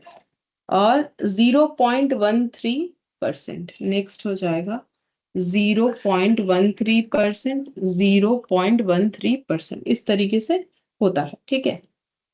अच्छा, अब ये ऐसा क्यों होता है, क्योंकि जब हम लोग ये कर्व को ड्रॉ करते हैं तो फिर इसमें क्या क्या पॉइंट फॉलो किया गया है वो देख लो, ठीक है। तो इसमें हम लोग का ऐसे ड्रॉ किया गया है, पहला 0.00, ठीक है, फिर 0.05, इस तरीके का डिस्टेंस मेंटेन हुआ है, 0.10 मतलब 0.5 करके, फिर 0.15, फिर 0.5 लेंगे तो 0. जो है 20, ठीक है, फिर 0.25, 0.30, 0.35 और 0.40, ठीक है, ये हो जाएगा। अब यहाँ भी वही है, यहाँ बोला नहीं है कि किस तरीके से किया है, या फिर किसी और जगह पे बोला होगा, मुझे यहाँ तो दिख नहीं रहा है, ठीक है। अच्छा, अब देखो, ये म्यू हो गया, ठीक है। अच्छा, इधर जो भी आएंगे प्लस होगा, तो म्यू यहाँ पर प्लस सिग्मा, इधर आएंगे तो म्यू माइनस सिग्मा हो जाएगा, फिर ये 1 सिग्मा हो गया, ठीक है। फिर म्यू नेक्स्ट वाला 2 सिग्मा, तो इधर हो जाएगा म्यू -2 सिग्मा, उसके आगे आ जाएगा म्यू +3 सिग्मा, ठीक है। फिर इसके आगे आ जाएगा म्यू -3 सिग्मा, और ये भी लाइन लग जाएगा यहाँ पर ऐसे और यहाँ पर ऐसे, ठीक है। तो ये वाला लाइन हो जाएगा म्यू -4 सिग्मा, ठीक है, और ये वाला हो जाएगा म्यू +4 सिग्मा, ठीक है। तो अब देखो, बोल रहा है नॉर्मल डिस्ट्रीब्यूशन म्यू +-1 सिग्मा, तो म्यू +-1 मतलब कहाँ से कहाँ, तो ये म्यू और +-1 मतलब ये पूरा यहाँ से यहाँ तक, तो ये डेटा कितना हो रहा है, ये दोनों का एडिशन, तो 13.13 का डबल करके देखो कितना आएगा, तो 34.13 का, तो 34.13 का डबल कर लेंगे तो हमें पता चल जाएगा कितना हो गया, 68.26, तो वो अप्रोक्सीमेशन के लिए 27% दिखा रखा है, ठीक है। देखो, वैसे भी याद ही रखना है, हम जितना भी लिख दे दिमाग में रहेगा तो ही कर सकते हो, बट थोड़ा थोड़ा बता रहे कि कैसे क्या हुआ है, तो थोड़ा इंटरेस्ट ग्रो होगा तो याद रह जाएगा, ठीक है। अदरवाइज सिर्फ ये डेटा बता दिया तो शायद बिल्कुल मन ही ना करे चीज को पढ़ने का, ठीक है। तो ये इस तरीके से। अब नेक्स्ट देखो, बोल रहा है जब एरिया म्यू +-2 सिग्मा तक कवर होता है, तो म्यू +-2 मतलब यहां से लेके यहां तक का कवरेज हो रहा है, तो फिर वैल्यू क्या होगा, तो वैल्यू में आ जाएगा मेरा ये पॉइंट, ठीक है, ये पॉइंट से लेके म्यू +-2 सिग्मा मतलब ये पॉइंट तक, मतलब ये और ये, ठीक है। तो ये इसका तो टोटल कर चुके हैं, और 13.59 दो बार है, तो ऐड कर दो, ऐड 13.59, ऐड 13.59, ठीक है। तो ये आ गया 95.44, जो कि इन्होंने 45 कर रखा है, ठीक है। और उसके बाद म्यू +-3 सिग्मा, तो म्यू +-3 सिग्मा मतलब कितना जगह कवरेज होता है, म्यू +-3 सिग्मा का मतलब यहाँ तक का पॉइंट, यहाँ से और यहाँ तक का मतलब 2.14 दो बार ऐड और हो जाएगा, तो 2.14 मतलब यहाँ से लेके यहाँ तक 2.14, तो 2.14 करके डबल, तो ये हो गया 99.73% ऑफ एरिया, ठीक है। तो 99.73% ऑफ एरिया, तो इस तरीके से जो है ये कैलकुलेशन किया गया है, और कुछ नहीं, ठीक है। तो इसके बाद हम लोग एक क्वेश्चन लेते हैं, ठीक है। क्वेश्चन कैसे पूछ सकता है, हमें एमसीक्यू में ऐसे पूछ सकता है, area under mu +-3 sigma, option A 99.73%, 99%, ठीक है, और ऑप्शन सी 100%, ऑप्शन डी 99.37%। ठीक है, हम लोग को ये बताना है। तो बोलो इसका आंसर क्या होगा? Area under mu plus minus 3 sigma. A option. Option ही होगा, इस तरीके से देगा क्वेश्चन। ठीक है, तो वो याद रखना। अब देखो 4 सिग्मा तक है, 4 सिग्मा जाओगे तो मेरे हिसाब से 100% हो जाता है। क्यों? 99.73 और 0.13 0.13, तो 0.13 कितना होता है? 99.98 मतलब 100%। तो इसका मतलब जब 3 सिग्मा है तो 99 के आसपास होता है। तो थोड़ा अगर याद रख पाओगे तो 99 एंड समथिंग है। ठीक है, तो आंसर हम लोग का हो जाएगा। इसके बाद नेक्स्ट और एक क्वेश्चन देते हैं। ऐसा आया हुआ है क्वेश्चन, ये 1 दे दिया, 2 दे देते हैं। एरिया अंडर, अंडर नहीं दे कैसे देते, एरिया बिटवीन, ये बहुत पॉपुलर है क्वेश्चन, ये आता है -1.962 plus 1.96 in a normal distribution, in a normal distribution. Option A 95.45%, option B 95%, option C 96%, option D 99%। ठीक है, तो देखो 1.96 तो हम लोगों ने सीखा नहीं है, सही बात है। ठीक है, लेकिन 1.96 कहाँ से कहाँ बिलोंग करेगा? म्यू प्लस माइनस 1 सिग्मा से लेके म्यू प्लस माइनस 2 सिग्मा के अंदर। बोलो पहले ये बात समझ में आता है कि नहीं? हाँ मैम। ठीक है, तो इसके अंदर मतलब 68.27 से ज्यादा होगा लेकिन 95.45 से कम होगा, तो वो कौन सा वैल्यू है? 68.27 से ज्यादा होगा, 95.45 से कम होगा, तो वो कौन सा वैल्यू है?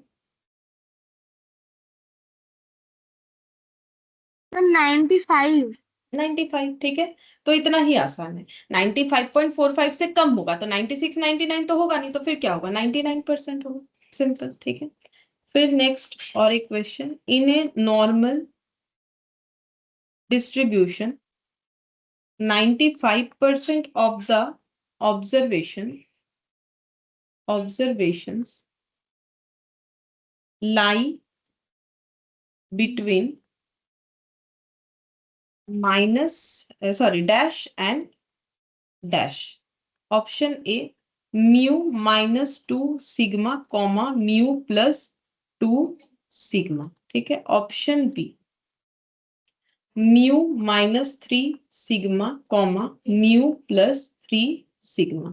Option C mu -1.96 sigma mu plus 1.96 sigma. Option D mu -2.58 sigma mu plus 2.58 sigma. ठीक है, बोलो इसका आंसर क्या होगा? बोल रहे हैं इनमें नॉर्मल डिस्ट्रीब्यूशन मैम सी 95। है भाई।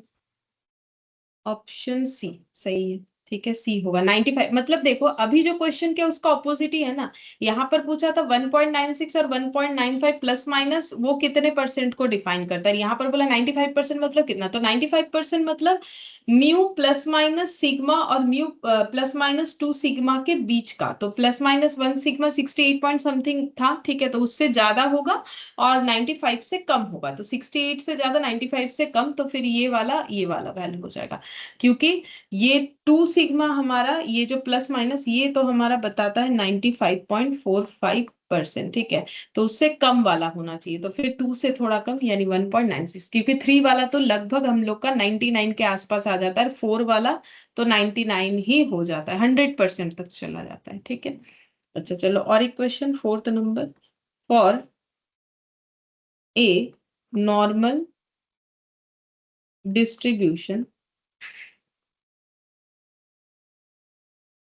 n comma mu comma sigma square, ये सब क्या लिखा है? n फॉर नॉर्मल डिस्ट्रीब्यूशन, इसका दो मेन पैरामीटर होता है, एक होता है म्यू और एक होता है सिग्मा। ठीक है, तो p of mu -3 sigma less than x less than mu plus 3 sigma is equal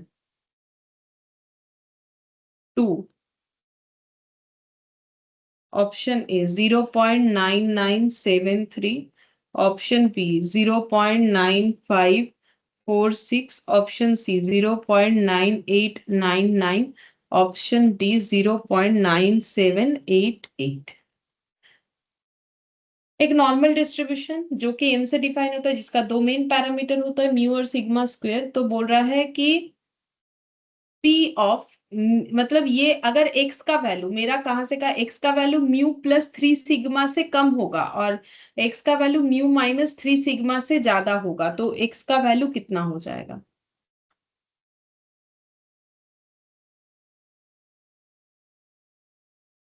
तो यहाँ देखो ड्रॉ में म्यू प्लस 3 सिग्मा से ज्यादा कम और म्यू माइनस 3 सिग्मा से ज्यादा, तो ये 3 सिग्मा, ये रहा 3 सिग्मा, इससे कम, ठीक है, और इससे ज्यादा, मतलब म्यू का वैल्यू जो है इससे कम होगा, मतलब इसके अंदर जाएगा, और इससे ज्यादा होगा तो इसके अंदर, तो इसका मतलब ये सारे वैल्यूज ऐड होके जो आंसर आएगा वही होना चाहिए।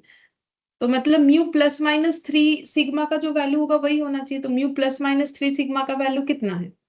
7 99.73। तो फिर ऑप्शन क्या हो जाएगा?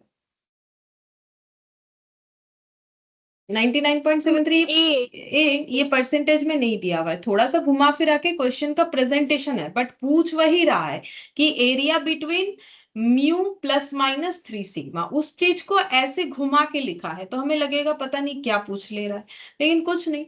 एक्स का वैल्यू म्यू प्लस 3 सिग्मा से कम होगा और म्यू माइनस 3 सिग्मा से ज्यादा होगा, मतलब एक्स का वैल्यू यहां से यहां तक घूमेगा, तो इसके अंदर का जो वैल्यू होता है वो परसेंटेज में अगर बोले तो 99.73% होता है, जिसका मतलब होता है 99.73 डिवाइडेड बाय 100 करने पे 0.9973 आ जाएगा, जो कि यहाँ पर ऑप्शन देने का तरीका है, ठीक है। अच्छा, फिर fifth number.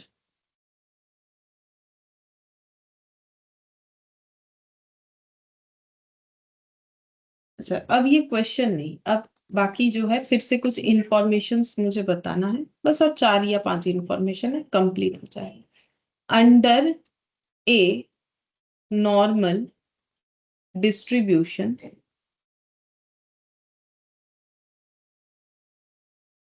the area enclosed between mean यानी mu and 1 sigma is 0.3415, mean यानी mu and 2 sigma is 0.47725, and mean and 3 sigma is 0.9865, ठीक है। अब ये भी हम समझा देते हैं, जो ड्रॉ किया है वो ड्रॉ देखोगे तो ये हो जाएगा। अब ये पूछ लेता है तो मैंने एक बार लिख दिया। नॉर्मल डिस्ट्रीब्यूशन में जो एरिया एनक्लोज्ड होता है between mu and 1 sigma, mu से लेके 1 सिग्मा, म्यू एंड 1 सिग्मा मतलब यहां से लेके यहां, ठीक है। तो 34.13 प्लस 34.13, उसका वैल्यू कितना हो जाएगा? 34.13, ये देखो, अच्छा सिर्फ म्यू और 1 सिग्मा बोला है, ठीक है, तो मतलब उसका वैल्यू दोनों साइड ही हम लोग का, प्लस माइनस तो नहीं बोला है, तो दोनों साइड ही हम लोग का 34.13% होता है।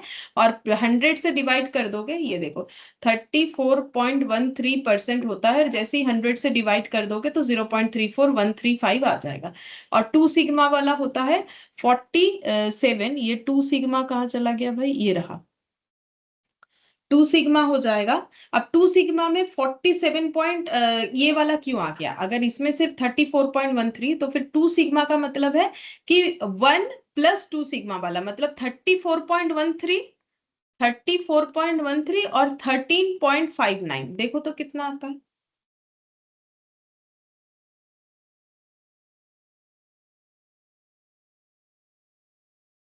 47.74। हाँ, तो 47.7 फिर डिवाइडेड बाय 100 कर दो तो कितना आ जाएगा? 0.4774। तो देखो वही लिखा है शायद, वैसे ही लिखा है कि हाँ 0.47 मैम, से, जीरो पॉइंट ठीक फोर है। सेवन सेवन हाँ, अब अगर 3 सिग्मा का बात हो तो 3 सिग्मा का मतलब हो जाएगा 1 2 और 3 दोनों मिला के, अब दोनों साइड का सेम, मतलब ये वाला और ये वाला, तो टोटल करो 34.13, 13.59 और 2.1 ऐड करो। मैम 49.82। डिवाइडेड बाई 100 कर लो। 0.4982। ठीक है, तो जब मुझे सिर्फ 1 सिग्मा ऐसे बोलेगा तो बस सिंगल डेटा, प्लस माइनस बोलेगा तो अलग बात है। ठीक है, तो प्लस साइड भी इतना होगा, माइनस साइड भी इतना होगा, दोनों को जोड़ोगे तो डबल हो जाता है। बोलो समझ में आया? ये प्लस साइड भी इतना ही आएगा 1 सिग्मा, माइनस साइड भी इतना आएगा, प्लस साइड भी 2 सिग्मा इतना आएगा, me not 2 sigma, minus side भी इतना ही आएगा, प्लस साइड भी इतना आएगा, माइनस साइड भी इतना आएगा, और दोनों का डबल कर दोगे तो प्लस माइनस मिला के हो जाएगा। बोलो समझ में आया क्या हाँ दिया मैम। हुआ? अच्छा, इन case of normal distribution, in case of normal distribution,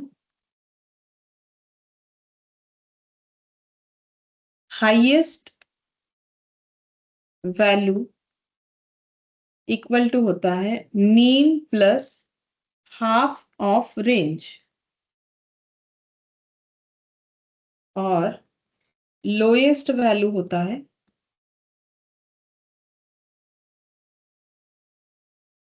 mean minus half of range.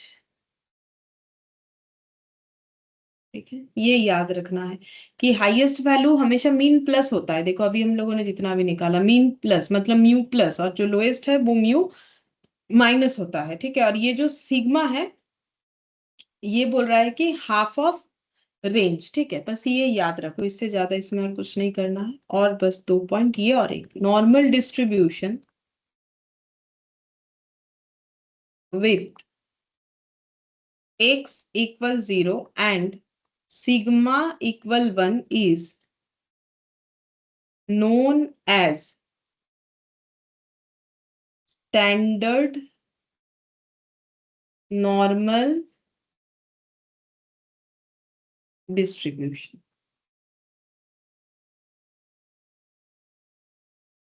लिखो एक बार, और एक पॉइंट बाकी है वो 1 मिनट लिखवाते हैं।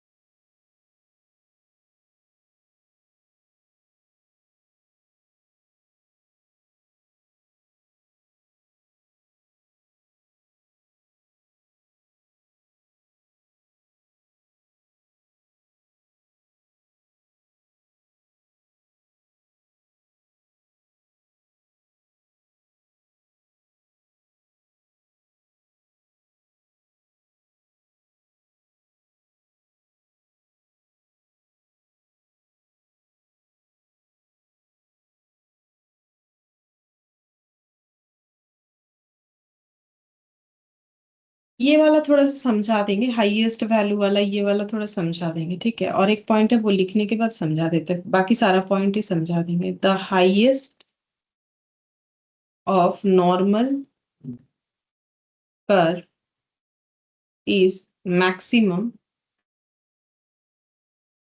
Eight mean value. ठीक है, एट मीन वैल्यू। ठीक है, तो देखो ये जो normal distribution highest value equal to mean plus half of range ये जो बोला है, ये हम नेक्स्ट पेज में समझाते हैं कि ये क्यों ऐसा होता है।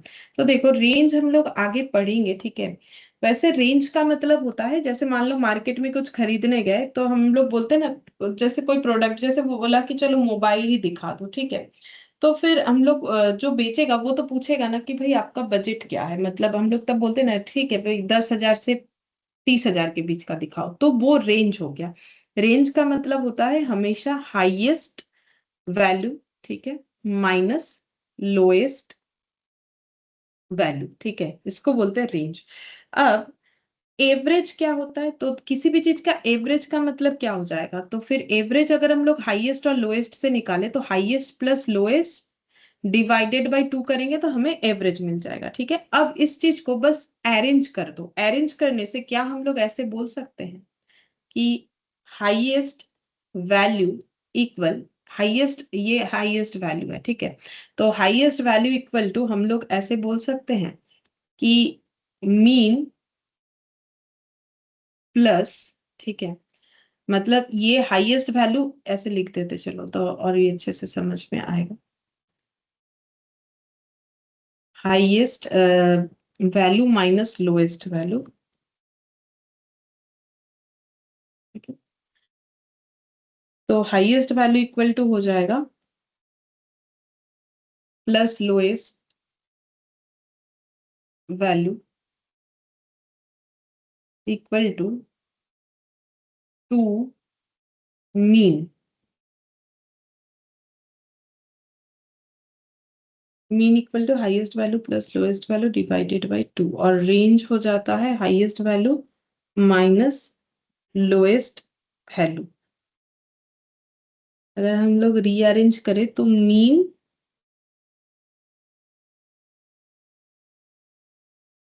मीन प्लस रेंज, मतलब मुझे लोएस्ट वाला हटा देना है, हम ये चाहते हैं।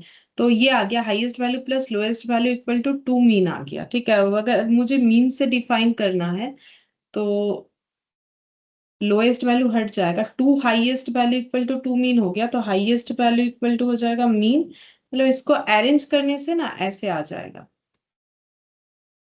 ये दोनों को अरेंज करना है इस तरीके से, मतलब फॉर्मूला जैसे बना हुआ है वो हम बोलना चाह रहे हैं। तो ये हाईएस्ट वैल्यू इक्वल टू हम लोग लिख सकते हैं रेंज प्लस लोएस्ट वैल्यू, ऐसे लिख सकते हैं। ठीक है, तो अब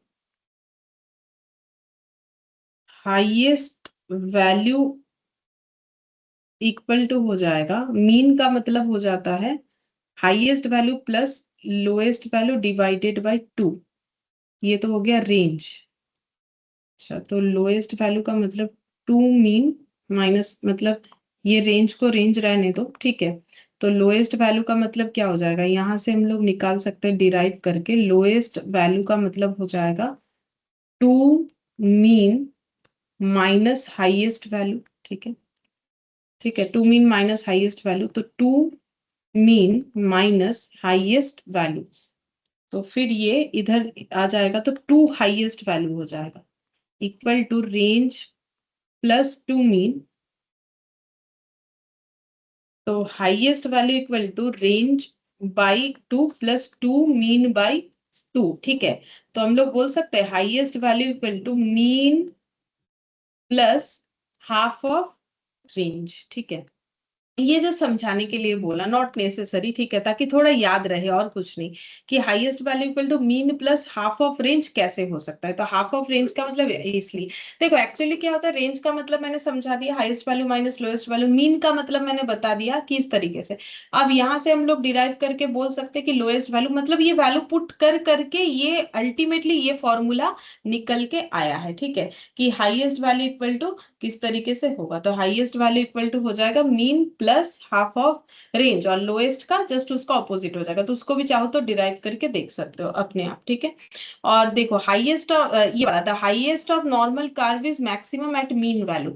तो देखो कोई भी ड्रॉ देख लो, तो ये मैक्सिमम यहाँ पर ही है, मतलब इसका सबसे ज्यादा ऊंचाई जो है यहीं पर है, जो मीन वैल्यू है वहीं पर है, तो वही चीज बोला है। और ये बीच वाला जो रह गया, normal distribution with x equal to 0 and sigma equal to 1 is known as standard normal distribution। ठीक है, तो नॉर्मल डिस्ट्रीब्यूशन में अगर x का वैल्यू 0 हो जाए और सिग्मा 1 हो जाए तो हम लोग उसे बोलते हैं स्टैंडर्ड नॉर्मल डिस्ट्रीब्यूशन। x का वैल्यू 0, ठीक है, और सिग्मा का वैल्यू 1। ठीक है, x का वैल्यू 0, सिग्मा का वैल्यू 1।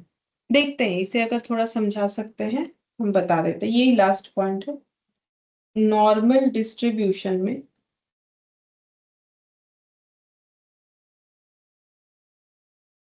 with x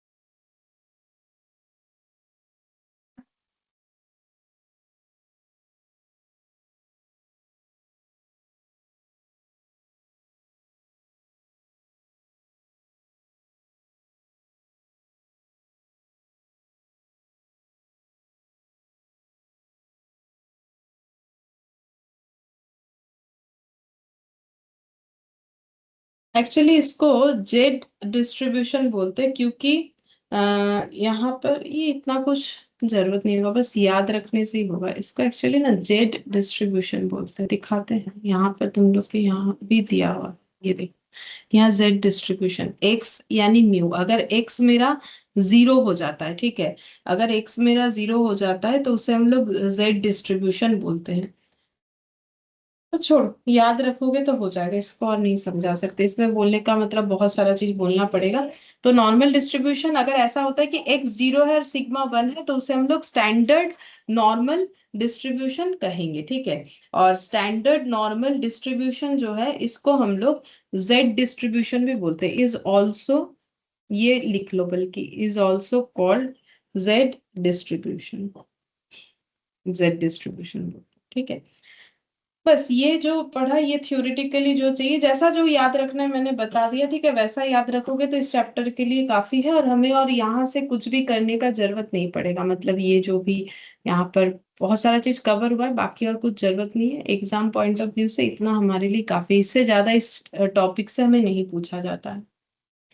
ठीक है, फिर आज इतना ही करते हैं, नेक्स्ट क्लास में हम लोग कोई दूसरा टॉपिक स्टार्ट करेंगे।